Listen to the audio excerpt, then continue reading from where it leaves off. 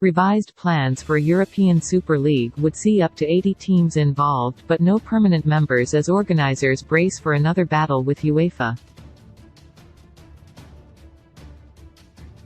A22, the company wishing to keep the idea alive following the disastrous launch of the Super League project in April 2021, have sketched out plans for a new competition to challenge the Champions League. They say their latest iteration of the Super League idea would not require clubs to leave their domestic competitions. It comes as three of the original rebels, Real Madrid, Barcelona and Juventus, continue their fight with European football's governing body. A22 made the announcement in various European newspapers on Thursday and claimed the plans have been drawn up after detailed conversations with clubs around the continent. New plans for a European Super League have been revealed after the failed attempt to launch a breakaway competition in April 2021, which sparked huge protests from supporters. Bernd Reichert, head of the company A22, is now trying to revive the idea of a Super League. It comes amid growing concerns about the financial might of England's Premier League, whose 20 clubs shelled out a combined £815 million during the January window. By comparison, the total outlay by top-flight clubs in Spain, Italy, France and Germany combined came to just over a quarter of that figure. A22 and the European Super League are likely to use the growing financial gulf between the Premier League and its counterparts as a key argument for their revised plans. Significant reasons for this are the Premier League's ability to command hugely lucrative international television deals and looser financial restrictions. The document, 10 Principles for a European Football League, outlining the new plans, begins by saying, European football is on the brink of the abyss. Huge imbalances have arisen across our continent and traditional European clubs, with glorious pasts, today are unable to compete. The new competition would comprise of several divisions and involve between 60 and 80 teams with a minimum of 14 matches per club, per season. Crucially, there will be no permanent members, bringing up the prospect of a promotion and relegation system between the divisions and a merit-based system for getting into the competition. UEFA, led by Alexander Ceferin, are fighting the Super League rebels in a court case. The original plans were initially announced in April 2021 but fell apart within 48 hours when the 6 Premier League clubs backed out amid a fierce fan backlash. Supporters, especially of the 6 Premier League clubs that wanted to break away in 2021, were outraged by the Super League being a closed shop without the jeopardy of relegation. There are no details yet on how the 60 to 80 teams would be organized and who would be selected, but the competition would certainly represent an existential threat to the Champions League if it came into being.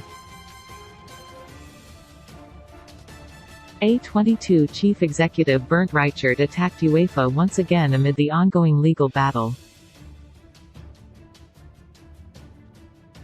Last October we started an open process of dialogue on the future of European football. Since then we have spoken with almost 50 clubs and other players in the sector, and the conclusion shared by almost all of them is that the foundation on which European football is built is seriously under threat.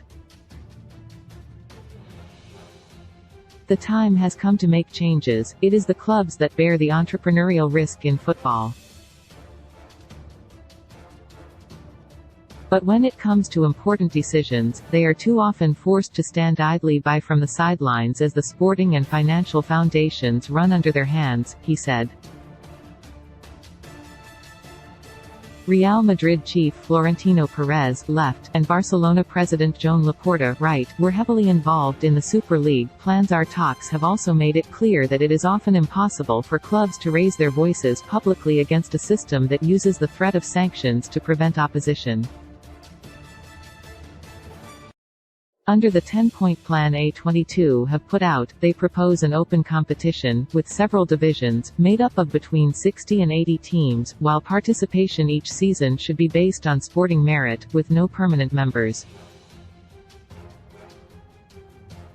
It adds that participating clubs should remain committed to their national competitions and tournaments.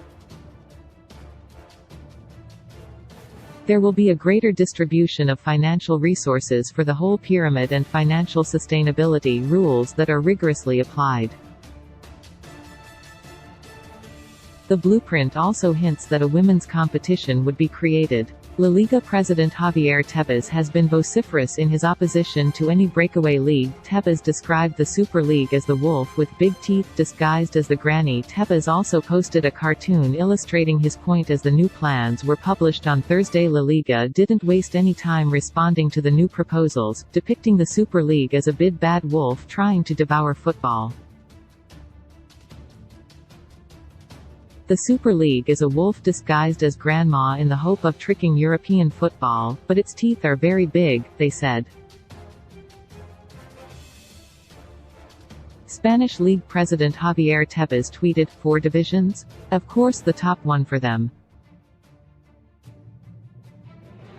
Government by the clubs? Of course, only the big clubs. The tweet was accompanied by a cartoon depicting the Super League as the wolf and European football as Red Riding Hood. The Super League was dealt a major blow in December in its long-running legal case at the European Court of Justice in Luxembourg. Advocate General Athanasios Rantos advised the court to favor UEFA's position, and while the ECJ judges are not bound to it, generally they follow such recommendations. Rantos found that European Union competition law was compatible with the restrictions UEFA and FIFA asserted over football.